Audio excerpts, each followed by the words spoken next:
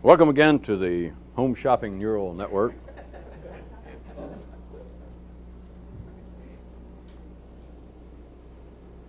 I thought we'd consider, again perhaps, a buffet and try and take one's appetite beyond the metaphorical into the symbolic du jour. Since we have manhandled and misaligned, cruel word metaphorical all these years. But it alliterates much better with many other terms, such as mangrove, manhandle, misalign. I had several others in mind, yes. If we can get to that, I suggest you are more examples of life's humor passing for serious stuff. And, perhaps surprisingly enough, not absolutely disconnected with some of the things we've been talking about the last few months, the last few weeks, the last few hours, sometime before tonight. And one of them, remember, symbolic as opposed to metaphorical. Let's be a little more precise, since now we have really reached the point of manhandling the language to the point that it is almost unmanageable. But I do have a nightstick in the back, and I know that several of you bring along broom handles, and so if need be, we will take remedial corporal action against some of these absolutely unruly words. So have no fear. The first one is this: that it is graft, bribery, and fraud that makes the secondary world possible. Now remember, if that was metaphorical, as by most connotations I think nowadays, it would be that what is said means something else. Whereas when it's symbolic, of course, you are closer to playing with both feet in the river. That is, it means what it means, and then it means something else. Which, to some people, is tricky. Is why for a long time we just used the term metaphorical around here to keep you from worrying about it, to say that this is metaphorical, although it sounds like you could be talking about affairs concerning the body politic, and then say something and say, of course, that's metaphorical, which means that if you're saying, who's the rat that put cream in my coffee, then that's obviously metaphorical, because you don't really assume that a rat put cream in your coffee. But if you say it symbolically, and if you say it is graft, fraud, and bribery that makes the world possible, instead of secondary, that makes life possible, then if you are good enough to stand on both feet in something that is moving, rather than trying to stand in a flowing stream with one foot on the bank and one foot in the river, which is what metaphors are. God bless them, but I've about had enough of them. Because you've always got one foot in a safety area. That if you take something being metaphorical, and the first part of it seems to have put you in some sort of grip in an uncomfortable place, and then you can always say, well, wait a minute, that's metaphorical. That is, it does not mean, who's the dirty rat that put cream in my coffee? It does not mean, actually, that fraud, graft, and bribery make life possible. It doesn't mean that. That's metaphorical. So, you see, you've always got one foot, neurologically speaking, in a safe place. Symbolically, of course, I must admit, I do not have the talent to jump into everyone's nervous system and force you to take anything symbolically rather than metaphorically. And of course, there may be a paucity of you who can do it to yourself, but I'd rather not dwell on that. But there is no one else that can make you do it. So some of you in the privacy of your own brain can go ahead and take things metaphorically. I suggest, however, that you're wasting good TV time when you could be watching. They're redoing a special on Green Acres, as a matter of fact, at the time close to when we were taping this. So take it symbolically. That graft, fraud, and bribery is what makes ordinary life possible, what we've been calling a secondary world. And I was going to point out several possibilities and even leave it with you who might find some interest, if not personal curiosity in this before we're through, as short as I may make our taping of it, to consider on your own how this operates in life symbolically. Within the great areas of fraud, graft, and bribery is consider such as life's totally, unquestionably unfulfilled promises regarding your busy work as you stand in the abattoir queue. That's not fraud? Now, hey, remember, for a minute, try and skip metaphor. I'm asking you, is that not fraud? Everything that life promises, except for real exceptionally hard workers in life's behalf, which those sorts of people are not listening to this. They're not sitting here. They are not ever going to see this on tape, or if they stumbled in thinking that it was some kind of new singles bar and they ended up with this tape beginning to run, they're out of there by now already. So only for that few small people, the upper crust, the ruling classes, the rich and the famous, other than those people, everyone else has been, I suggest to you, in a clinical sense, a victim of a form of fraud. It's not pessimistic. It's no reason to run outside and play network and holler, I'm tired as hell, or whatever, and I'm not going to take it anymore. Boy, talk about something original. And what they think that those people were doing over the ramparts of Troy. I mean, they've been bottled up in there for years and years. And all these wild Greeks out there trying to storm it. You think they didn't finally run out there and stick their heads through little portals and holler, we're tired as hell of being in here and we're not going to take it anymore. It's not that. It is a simple, clinical, cold-blooded fact that no matter how successful you are, no matter by someone else's definition, there is a form of fraud in that you're engaged in busy work in life's behalf, no matter what you may seem to profit, which is fine.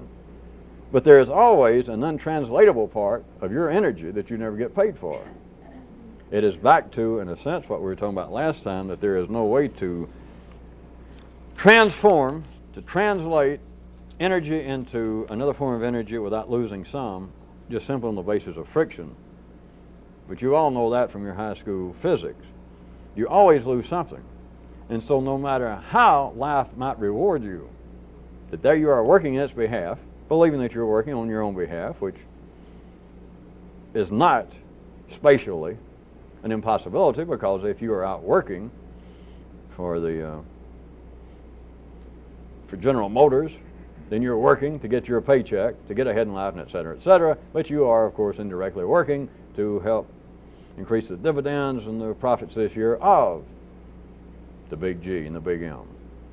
So in that same way with life, you are working for life, which is not anything to be pessimistic about. But to believe that you can get fully rewarded is to deny even high school physics. It is to deny the reality of three-dimensional space. And it is to absolutely close your eyes to the fact that no matter how well you do, that there is a form of fraud involved that is never mentioned. There is also within here, the constant induced belief that goes very similar to this, that the end of an episode will conclude the series. That there you stand, engaged with work, and you believe the end of some episode. Well, I thought I was going to die. We thought I had pneumonia for a while. I was so sick. And not only sick, it cost me work. They docked my pay. I was out of sick leave. It was a very trying, close to 5 weeks there. But now I feel much better. It is that old kind of dynamics that we've mentioned before that many people's hobby in life, many people's is being sick. They call it health, but it's being sick. It is that kind of dynamics that is inherent in standing in line, believing you're engaged in your own affairs, that you're sick, and then you seem to get better, and you feel like, well, I've made profit. And it's a form of fraud, because if we start out and you called health, or you called anything, we could even take it symbolically and refer to physical health, all kinds of health. But if we say as you start out on a graft here last week, and suddenly you plunge into illness, or even imagined illness, which is still a hobby, that you had to run around and get x-rayed and get out of work, and you lost money, and you stayed up at night. You felt bad, just worried for several weeks until they got out all the cat scans and the dog scans, and they found out you were all right. And so, but let's say you were feeling, as they say at Johns Hopkins of the South, a mite poorly. So you went from here and you went down. But then you came back, they checked all the x-rays, they took all the tests they could, while of course checking continually with you as they went along is how your finances are holding out. So it seemed to work out that they ran out of tests about the same time that you ran out. And they say, well, everything looks fine, everything looks fine. And miracle upon miracle, you seem to be all right now. And you feel like I'm making progress. But the point is, if you start out here, and you went down here, and you went down here, you got back up to where you were. But you still feel like, hey, now, put back on the uniform, get my glove on, I'll hit the field, and we'll play some more. But you don't understand, you're back on the field at the same salary, you got the same number, same uniform, same position, except it's like my head's been killing me, and that doesn't hurt anymore. That's what I call progress. It is a form of fraud, I suggest. It is quite acceptable in the city. Nothing's wrong. And people do enjoy it. All of you have enjoyed it before. You just never looked at it that way. All of you have enjoyed getting over being sick. But you enjoyed it to the point of taking it in a fraudulent way, I might suggest to you, but taking it as progress. And it's not just health, as I said, take it symbolically. You're coming home and you cashed your check and you lost $472. And you felt terrible. And then 2 days later, somebody returned it to you. And you felt like, now we're getting somewhere. Might I say in a colloquial manner, folks, it's a form of fraud.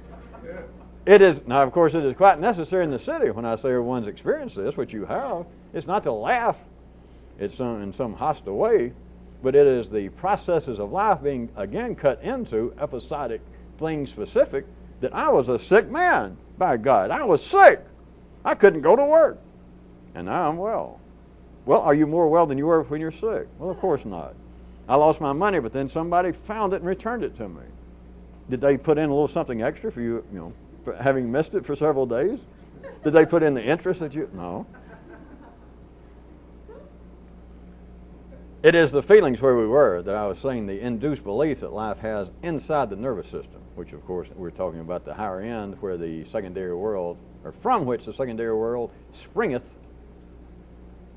And that is that the secondary world and the intellect must take the processes of life and do cut them up into things specific.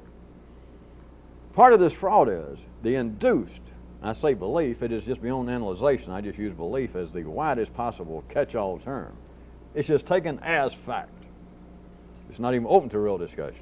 But it's taken as fact that the end of an episodic episode, write that down, is the end of the series. Like you tune in, maybe you don't keep up, but whatever, you tune it in, and there it is. If Dallas was still on the air or whatever, and it looks like, well, they're in the last few minutes. You assume the show's going off, it's getting to be the 11 o'clock hour and the local news coming on, you've got the last few minutes, and suddenly, just as fast as possible, they solve 2 or 3 murders, 2 or 3 families get back together, and some husband and wife. It seems to be a wrap-up. And the music comes up in a major key, and it's nice and soft, and the lighting there, and they all are standing out there. 75 to 87 people standing out there on the lawn, all holding hands, their arms around each other, everyone's smiling, dogs sitting at their feet, wagging their tail, and you think, well, my God, it's good that life works itself out. And you smile and go to bed. You poor thing. Not knowing that next week, if you get home and turn on that show, it may start there, and them all standing there smiling, and suddenly somebody's going to say, I smell something, and you look behind, and the whole ranch is on fire. And Grandma in there bedridden, and nobody can get to her.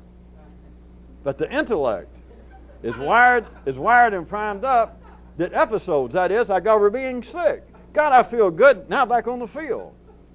Now, not for you people out there, you trying to piece it together yourself so I don't have to keep backing up forever and sidestepping. Nothing untoward. It fits right into the plan in life. It keeps things going. But the feeling, without any analyzation, the belief, the thought, if a person was asked, that is that the end of this?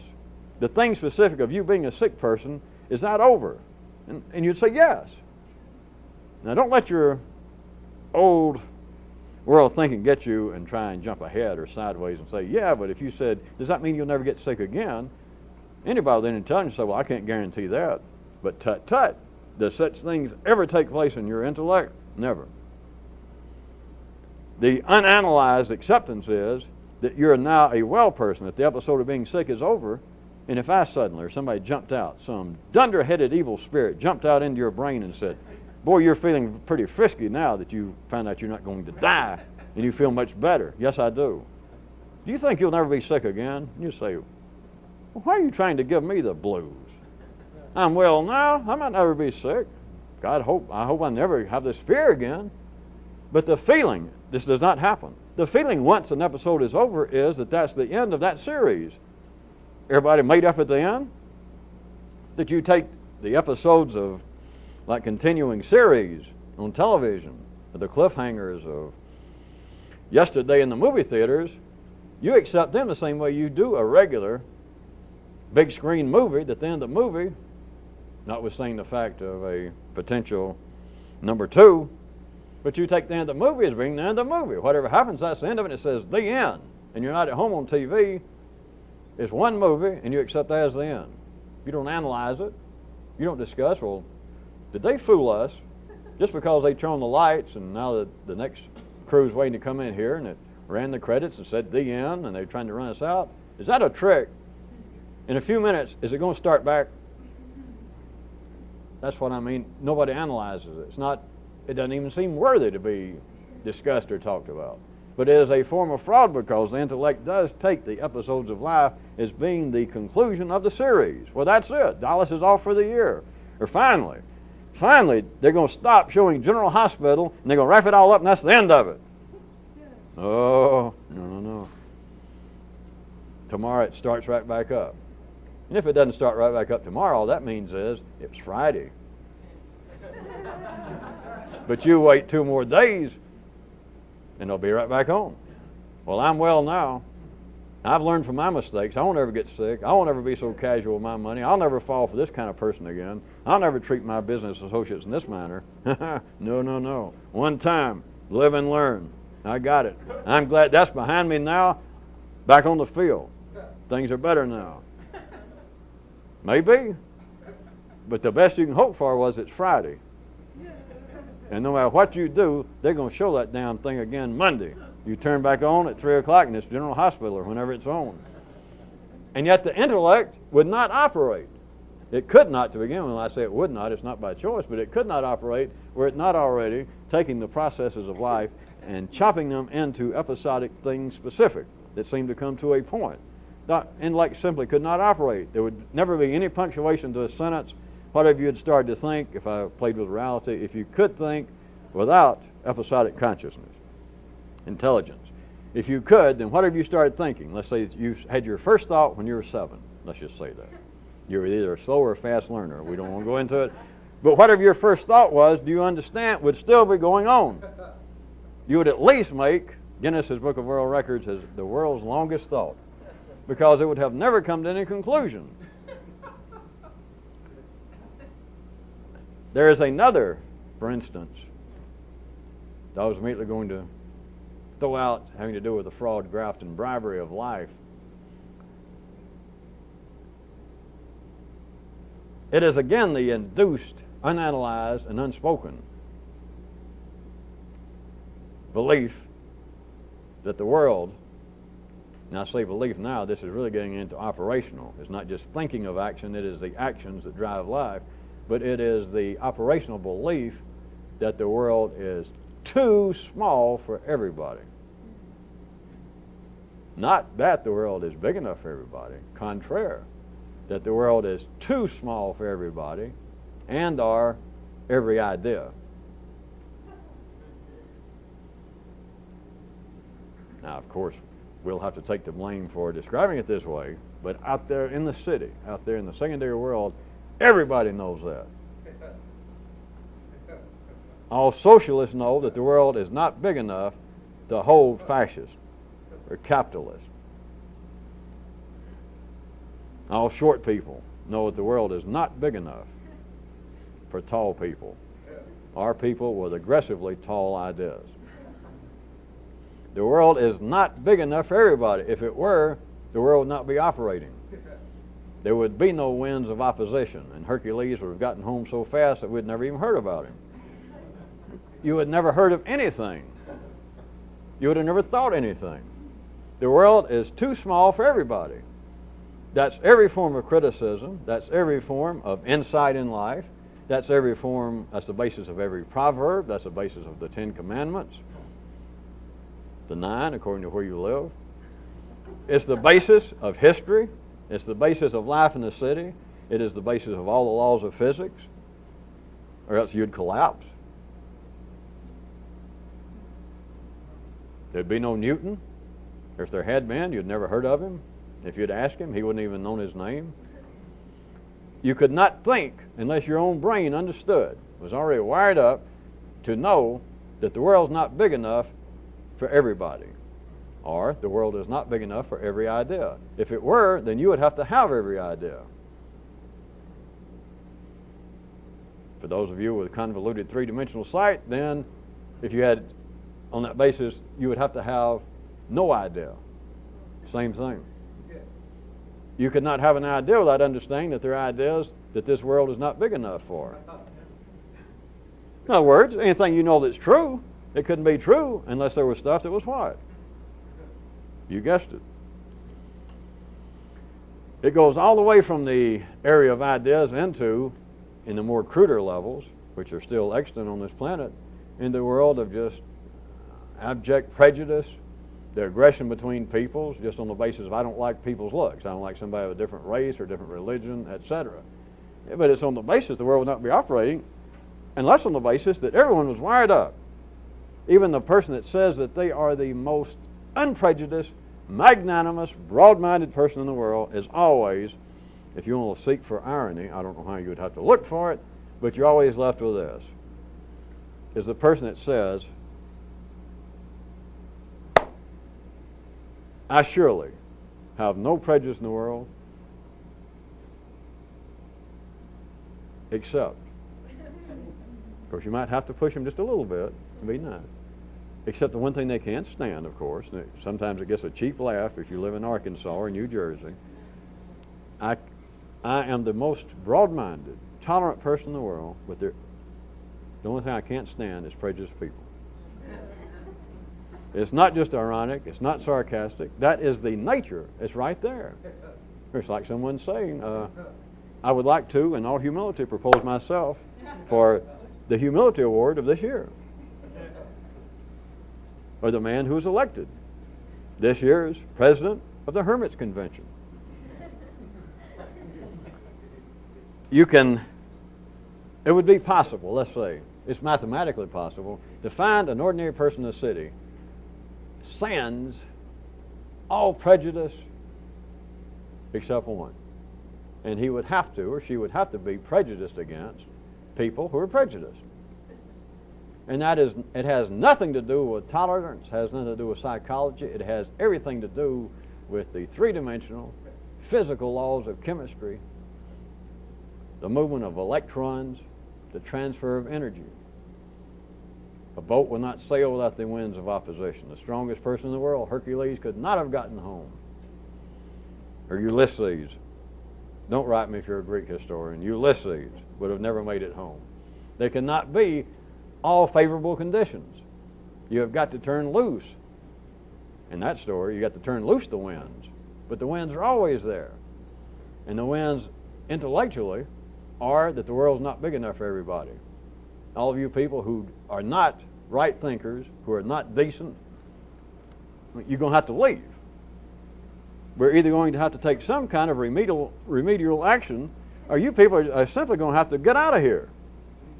Now, I know that it may seem asking a bit much to ask all of the intolerant, dumb, unsophisticated, still uncivilized people to jump off the planet. It's difficult to do. But the feeling is, among the more civilized, well, what we've got to do is very quickly outbreed this kind of uncivilized behavior because the planet's not big enough for this. Talk about brand new observations. That is part of the fraud and the deceit from a revolutionist view, from a subversive view, that the world is not big enough for everybody. Well, how the hell did they get here? Why are they still here? All kinds of dumb questions. I hate to get this childish, and I apologize to you people that may be seeing this on tape for me to stoop so low as to point out just the sickeningly obvious. So we'll just press on. Let me wrap up that one paragraph of fraud, deceit, and bribery. Since we brought this up as an example several nights ago, the catch-all for tonight, the duffel bag to hold it all, since we've already turned loose the winds of opposition. The continual renaming of the water diet.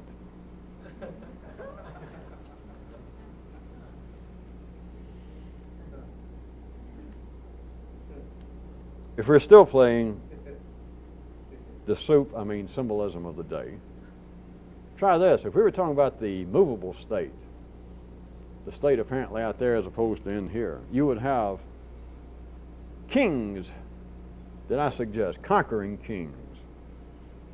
I would say to you, if they have not, that it is very tricky, if not downright difficult, to govern in a foreign tongue. That is, for the Romans to conquer the Brits and then have to directly govern them. It's tricky. And it's also tricky to be governed in a foreign tongue. Symbolically, that is, it is true what it sounds like, and then it's true somewhere else. That all conquering armies, all conquering forces, if they did not have access to the information already, they very quickly learn that if they go in and the Huns conquer the Romans and no one speaks Latin, that the problem of governing is tricky. Now, you can certainly cut everybody down, etc., throw them all in chains if you had that many chains, try to run them all into the sea, but to actually try and govern, it is indeed a tricky, if not downright hard, but it is a tricky business to try and govern in a foreign tongue. Not just capture, not defeat, not kill, not enslave, but to govern these conquered people. It is tricky.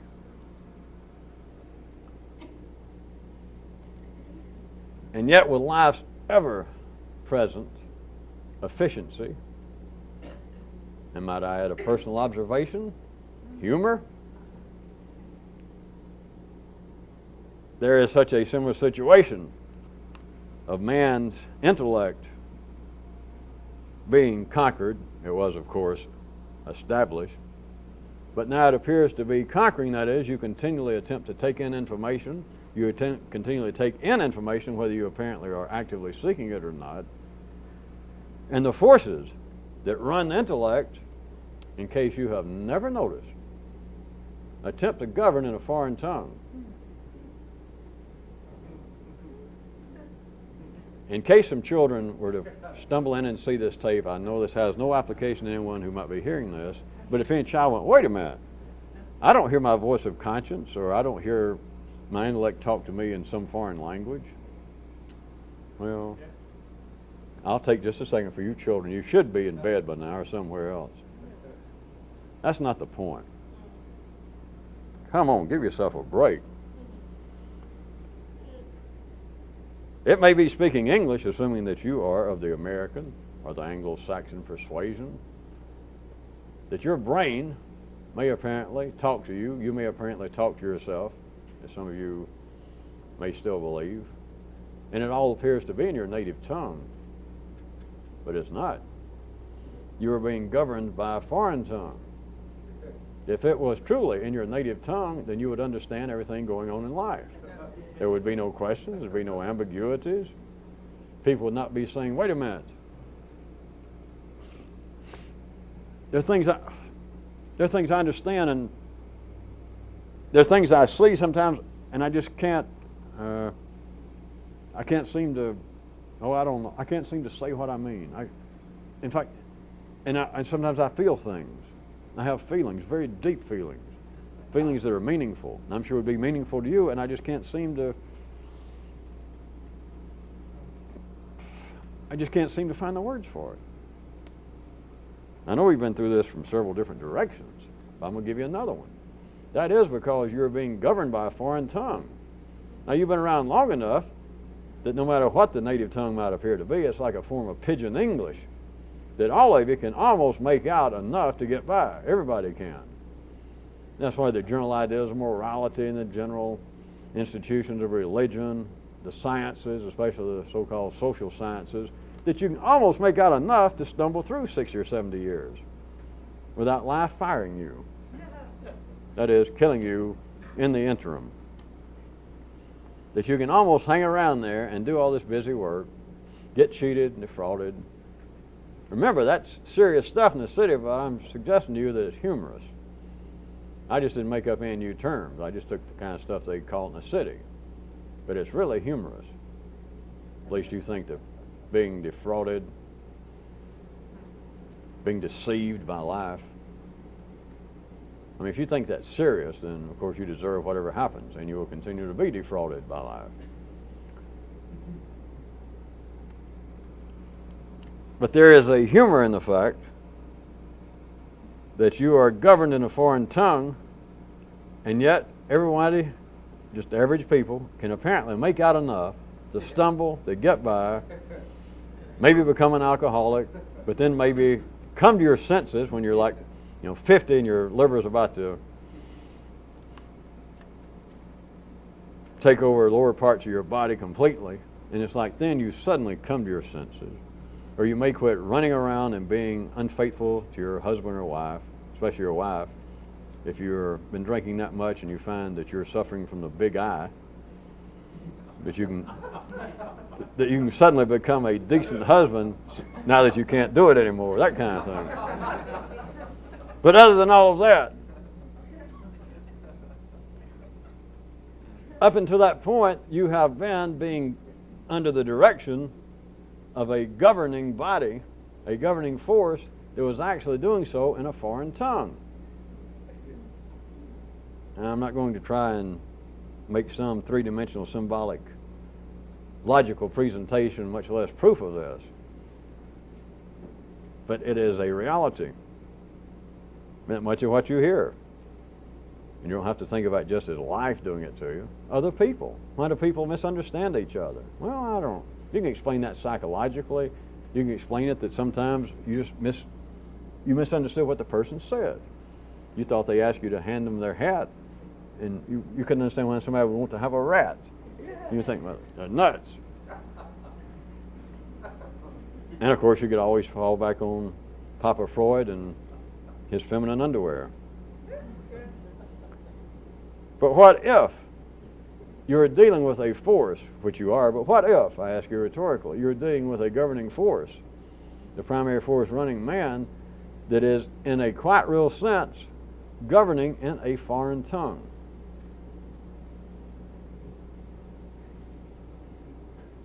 As those of you rewriting Wagner like to do, have the chorus sing again, wouldn't that explain a lot? Wouldn't that explain a lot?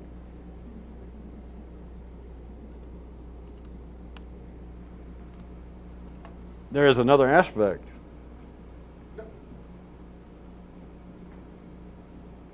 But let's just say it and you work on it. That everywhere throughout history and throughout now you have people wanting to remodel the language.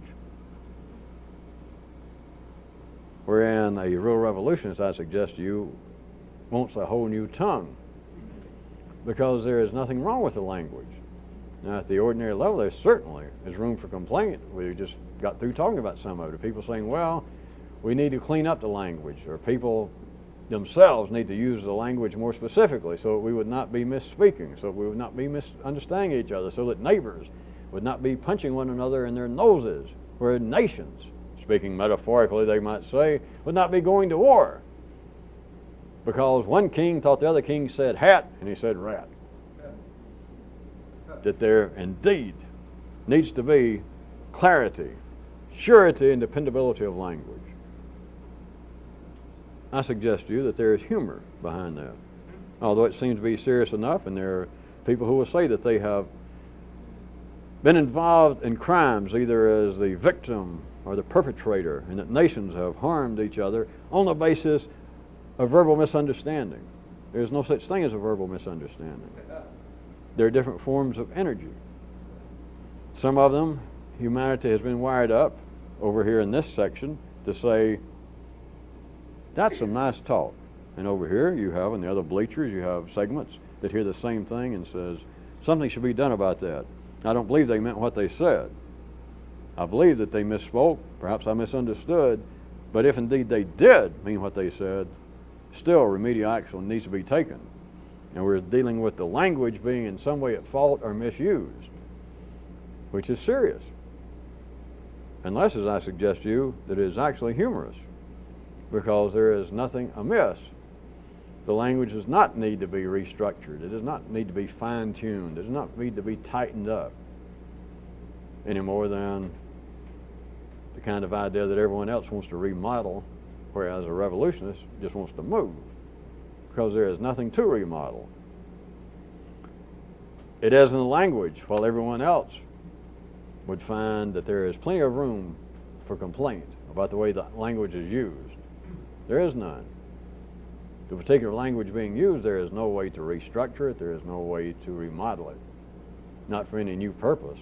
The new purpose has to be your own kind of new language, and of course I don't mean any sort of pseudo-mystical flim-flam of trying to come up with some secret code and people talking to one another, because it's all an internal process. It's the only place that has any possible significance. It would have to be,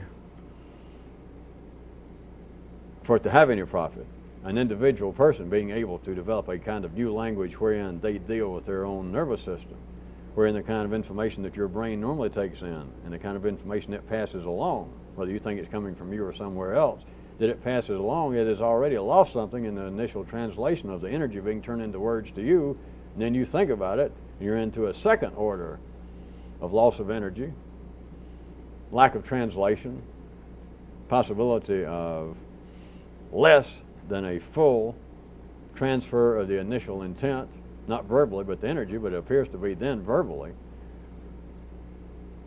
All this takes place within one person. How much do you listen to? How much do you think that you thought of that should be open to some question? Even things that are as obvious as 2 and 2 is 4. Anything that is as obvious as you reap what you sow.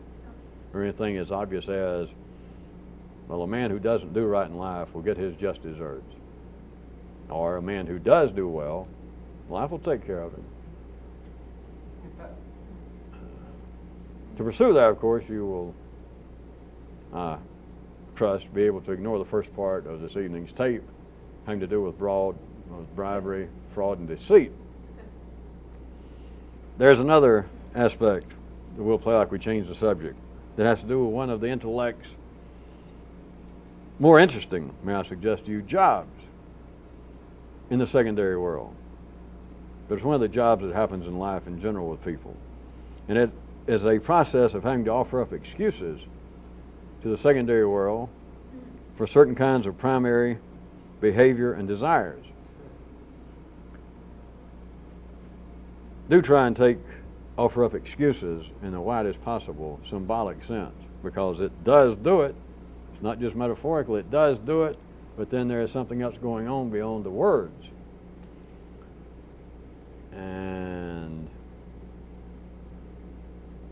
well, let's just get to a good one.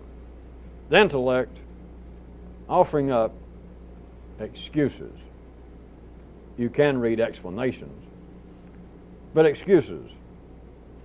In the secondary world, for certain kinds of what were primary desires and activities. Nowadays, it would be not unexpected to hear something like this. Now I'm quoting. Sex can be a positive binding agent in a personal relationship. Now what that's saying is that it's fun to fuck. And it's not that somebody here and there might not say the latter. But notice, for it to have any significance, if it was said, it would be taken as a pretty crude comment. It would be taken as a throwaway line that some couple of guys talking about. People do not write odes in that manner. It is not taken as any sort of serious business. Serious business, which is the secondary world, now has to do with sex itself, the actual act of making love. Now, again, I'm generally quoting, as you know, the kinds of things that would be said in today's world, that the actual physical act of making love, beyond the procreational aspects, can certainly, among civilized men and women, and perhaps even of other sexes, be a positive social and romantic binding agent. Now that has enough implications to keep the graduate department in a school of psychology at 2 or 3 universities going for several decades. You can write that from all sorts of angles. You could discuss it not only Oprah show, tomorrow it could hit the Donnie. You could go on and on, just that one sentence. And then people individually could discuss it. But what can you discuss, to be as crude as I was, what I said, that is simply another way of saying, hey, it's fun to fuck. If you're going to say that, what are you going to say after that? I think you might go, yeah, all right. Don't. If your son said that, or somebody said that in front of your wife, and you're a good secondary person, you might say, yeah, but no, don't talk like that. It's just, what are you going to say after that? It almost has no value as franca lingua. It has no pertinence in the secondary world. I mean, you say it and people might go, well, all right. But what have you said? You might as well made a rude noise from another part of your body, because you say that, and not just using the F word. You didn't have to. But the comment, and again I'm playing with reality, I'm pushing the plasticity of it. If it were to the level of a primary, in some particular case, of a primary mute act of 2 people simply, doing it. I've got none to say it was just as much as possible for a civilized, modern, brain-alive person to just engage in sex. Just wham, bam, thank you, ma'am. Used to be I think it came from the John Hopkins Southern campus, but that's what they used to call at least the male interns. And it was just that. If you tried to take the experience into the secondary world and commented on it, is what I mean by all these gestures. If you say, hey, it's fun to do it, you say that, but there's nothing to say after that. The person here might go, all right. You have taken a primary aspect, sex as opposed to love, just sex itself, and you have tried to take it into the primary world without sufficient codification, without sufficient clothing on it. The intellect has not offered up the explanation or the excuse to say, well, even beyond keeping the race going, even beyond the cosmic or the religious significance of the sexual act of union, it has even further ramifications, that it can begin to bring the soul, the spirit, the mutual interest of 2 civilized people closer than just the act itself. It goes on and on. You can carry on and on, just comma after comma after comma. Whereas if you say, hey, fucking's fun, there's a period there. I mean, there's nothing else to say. There's nothing else to hear. When somebody says that, you know what they said.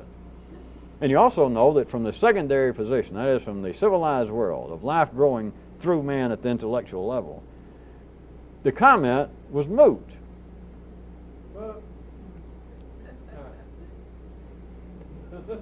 It's like saying, may I tell you something obvious? May I point out that this is my finger? May I point out that this hurts? May I point this?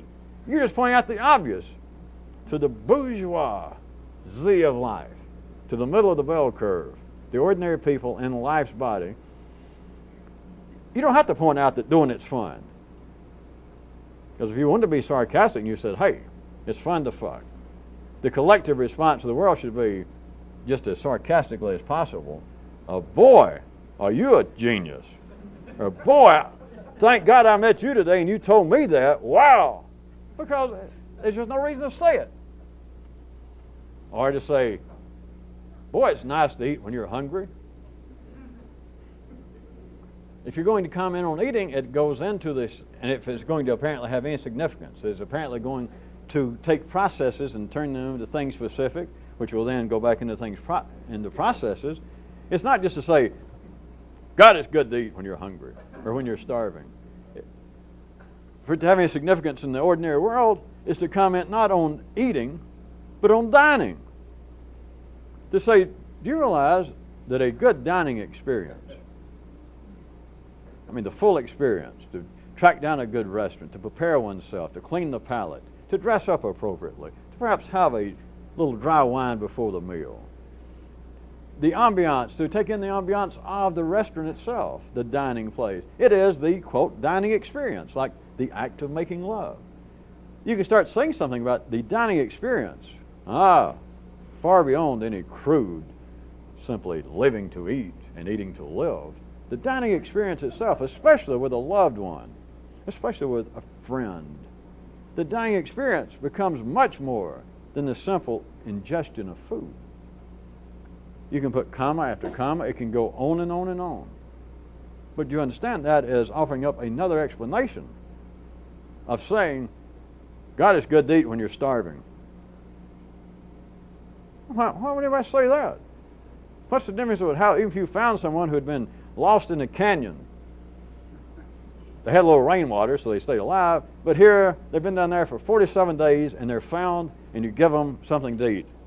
For them to say, boy, that's good when you're starving to death. Again, if the world was that sarcastic, could the world go, wow, write that down? You know, you need to meet the guy that says it's fun to do it. I mean, you guys are on the same kind of high wavelength.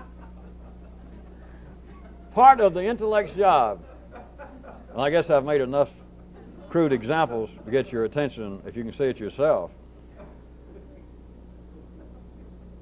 It is part of the intellect's job is going on continually in the world, in the civilized world. Nothing's wrong with it, and everything's right with it. Of them talking about their hobbies, their interests, what kind of guy you are, all forms of fashion, in the widest sense. Everything that is no longer limited to primary drives and desires. The world of civilized man and woman.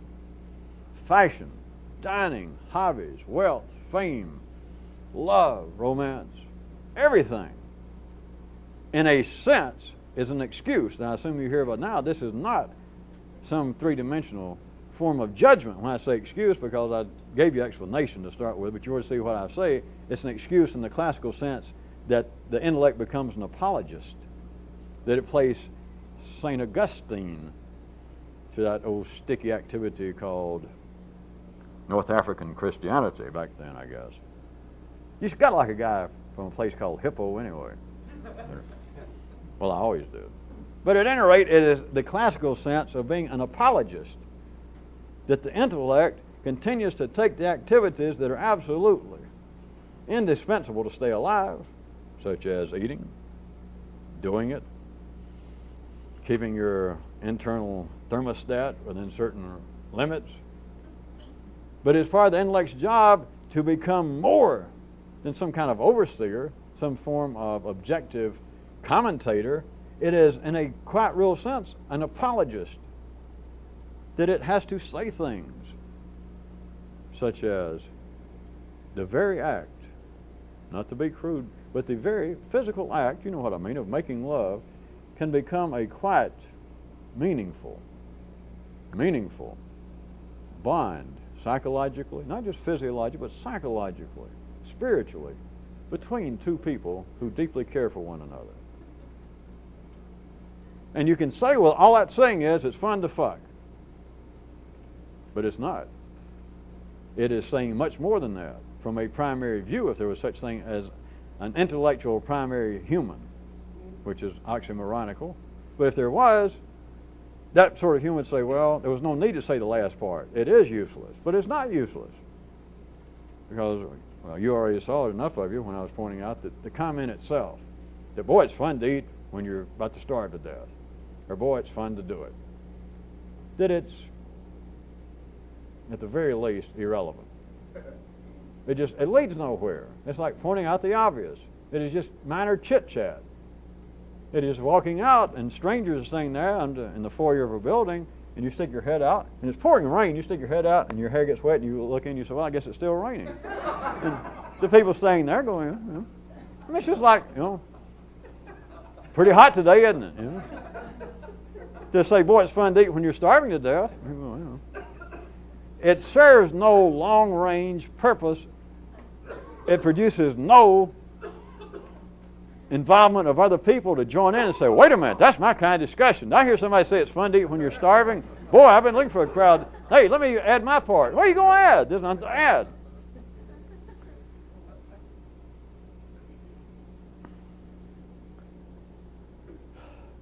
There is a certain kind of view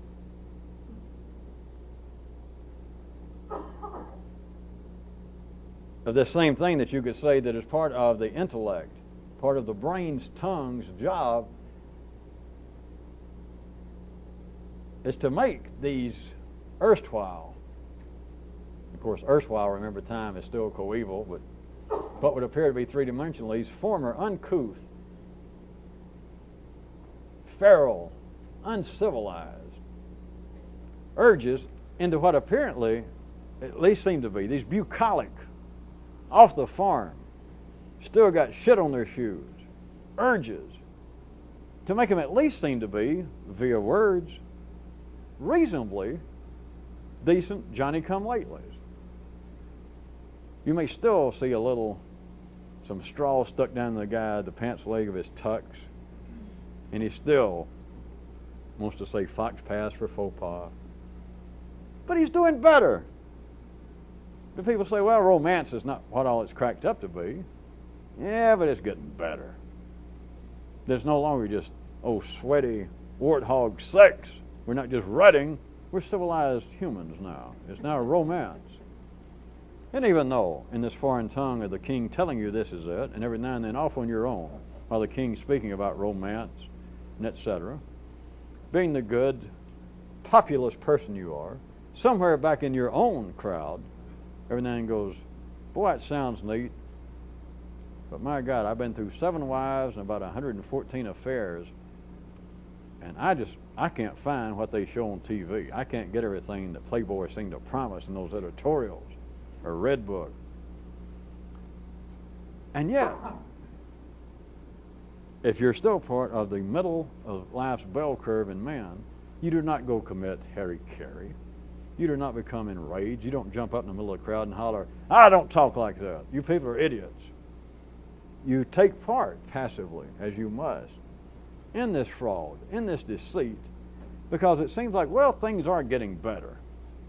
Maybe not me personally, but the general feeling is, well, things are getting better. Psychology now understands. Maybe my children will have more success in interpersonal relationships with the opposite sex.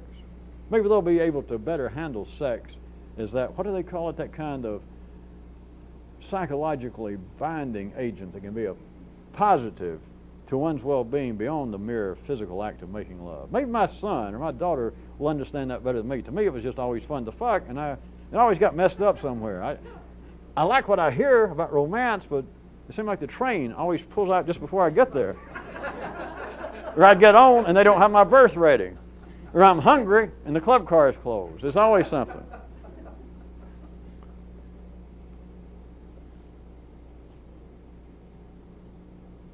I could remind you in the waning moments that some of you might care to apply this internally.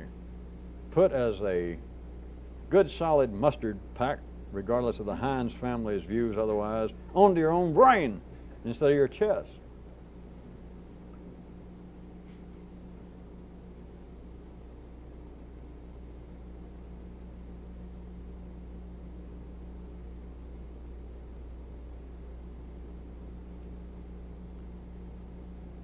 Assuming you can hear it off on your own, and I don't have time to do any more examples, I suggest some of you could find it entertaining, which then becomes a new level, a form of your own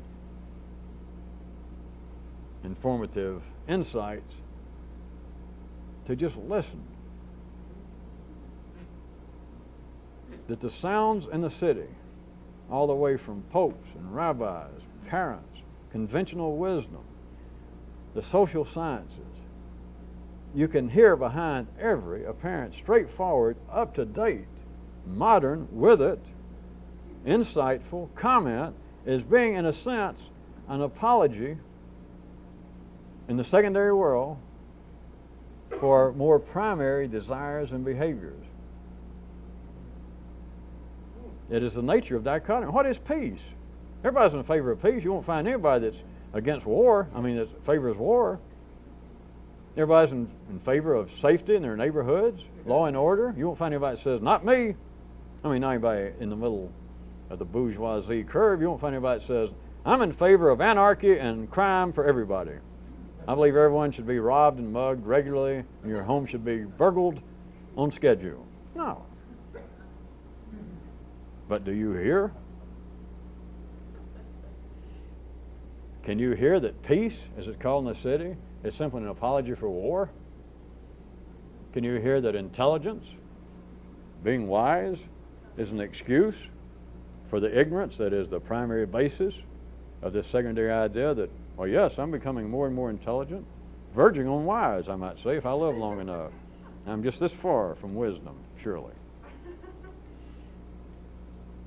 You can see the whole secondary world, everything that is said in it, properly said. Everything that's thought, you can see it always as a form of the intellect, or one of the more interesting jobs of it, offering up a continuing string of apologies, explanations for primary behavior and primary desires. There's no exception, unless you can talk to yourself in a new language. The end.